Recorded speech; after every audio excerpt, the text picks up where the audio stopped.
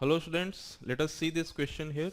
As shown, the circuit is made of 8 different resistors. It is found that R1 is 4 ohm. So this is given 4 ohm here. Alright. And the resistance between A and B is 2 ohm. Now, okay.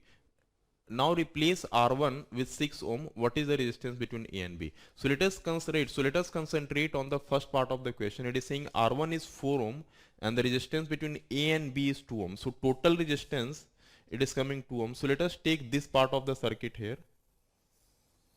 Right. So assuming this part of the circuit is having the resistance R. So this part of the circuit and this 4 ohm are in parallel. So I can say from here uh, R1 into R divided by R1 plus R must be equal to total resistance between AB, and that is nothing but 2 ohm. So see, the value of R1 is given 4. So I will take here 4 into R, that is R1 is once again 4 plus R, and that is equal to 2. So if I solve this equation, that will become 4R is equal to 8 plus 2R. So that will become 2R is equal to 8, and this implies R is equal to 4 ohm.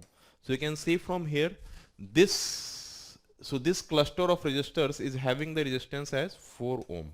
Alright. Now it is saying in the second part, now replace the R1 with 6 ohm. So here it is saying this R1 is 6 ohm here.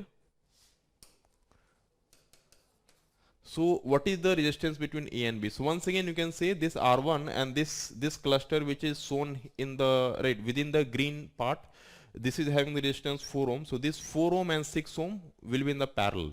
So I can say RAB, the resistance, the total resistance between A and B must be equal to 6 into this 4 divided by 6 plus 4.